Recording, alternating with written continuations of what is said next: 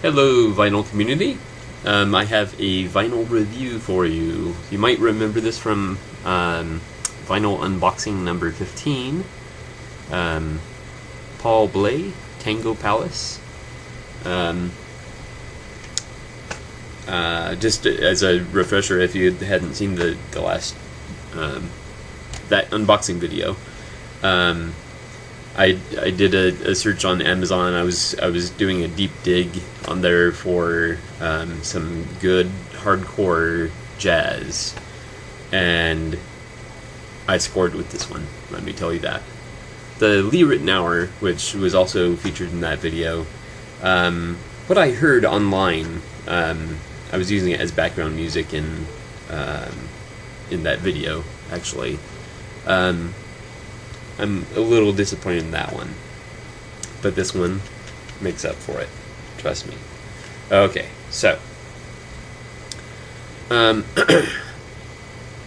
I had never heard of Paul Bley before, and I was doing this deep dig on Amazon, and it just looked interesting. And once I found this album on there, I did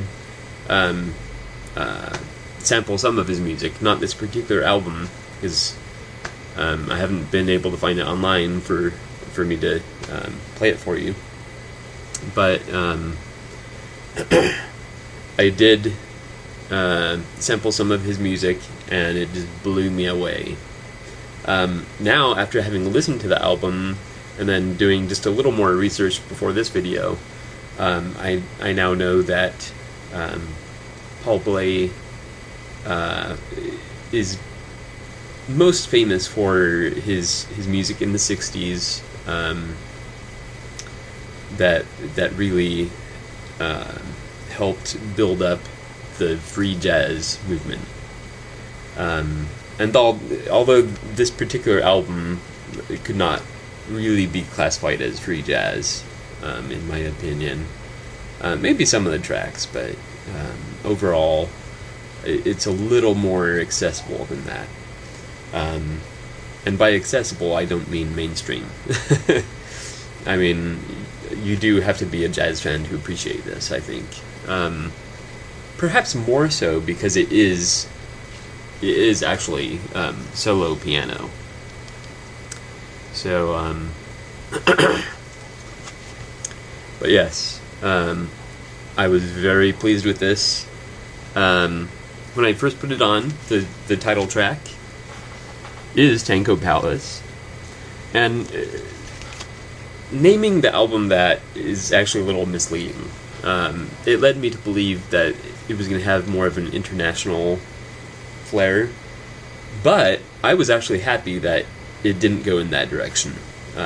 Basically, the first track is the only one that has kind of an international flair to it. The rest is pretty much straight up jazz piano. So I was actually kind of pleased about that. But the title is misleading, so if you're expecting a bunch of tango music, this is not the album for you. This is a little more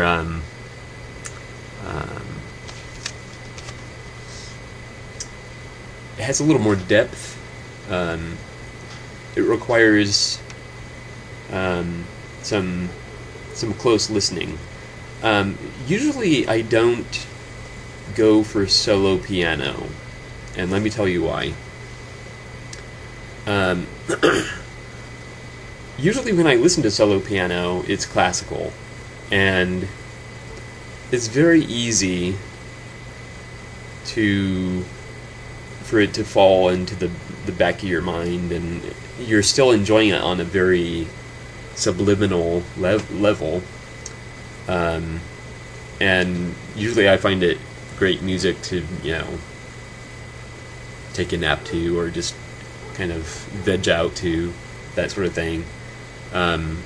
This is not like that. This definitely requires active listening. I wouldn't put this on as background music in a very casual setting. It deserves active listening.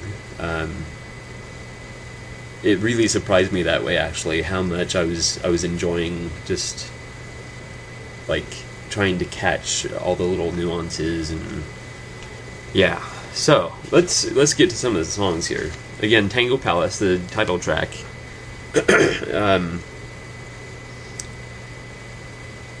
It's a good song. Ironically, it's not the best song on the album, though. I mean, I thoroughly enjoyed it, don't get me wrong. A lot of the others they vary from the more approachable jazz forms to a little more abstract and possibly free jazz, which again he's known for. Now, keep in mind he was perhaps most famous in the '60s. However, this particular album is from 1985 on Soul Note.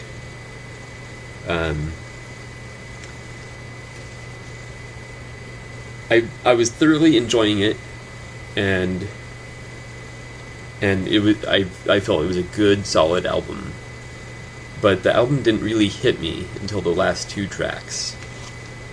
The second to last track is Please. And let's just say it is one of the more approachable tracks. But it's very emotionally charged, and I don't think it approaches smooth jazz by any stretch of the imagination. But it is more approachable, has more of a definable melody to it. It leans towards being melancholy, and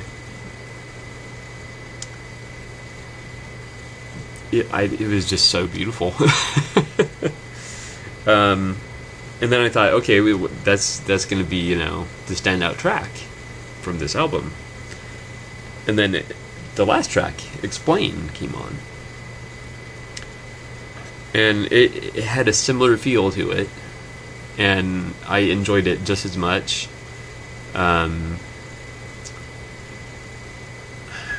I might say, I would have to listen to it again, but I might say that it's slightly less approachable than Please.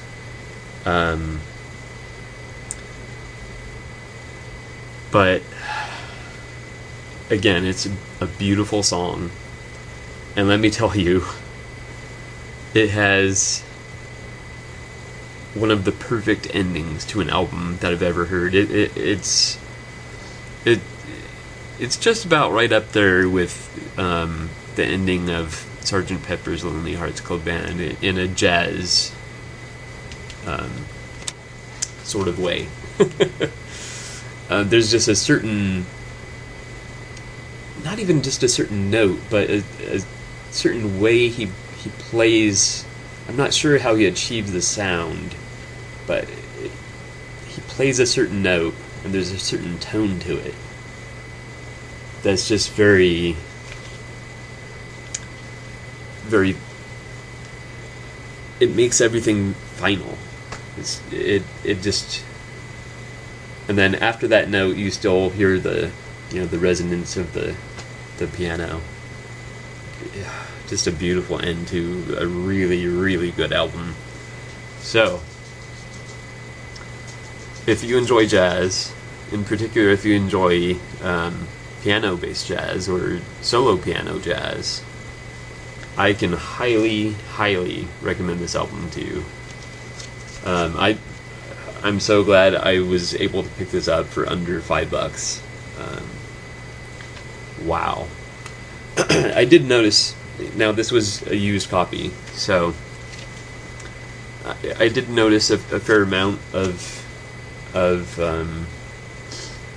surface noise, even after a light cleaning. Originally I thought that, there was just maybe some surface dust on it, and so I just did the surface cleaning.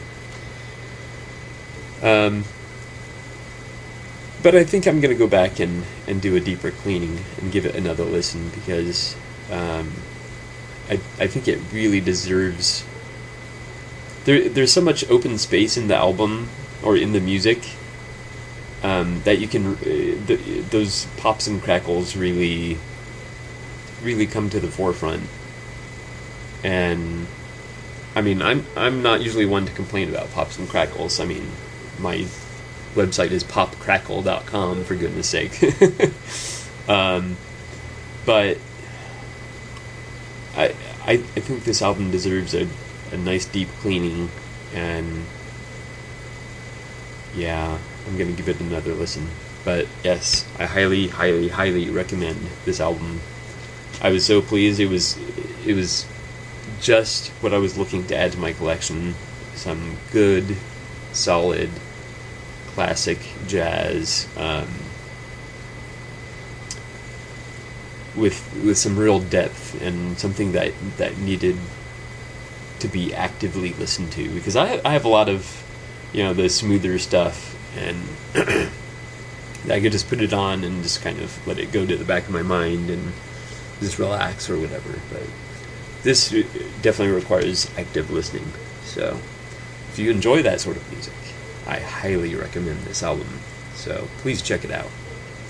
Thank you so much for watching, and I will see you next time.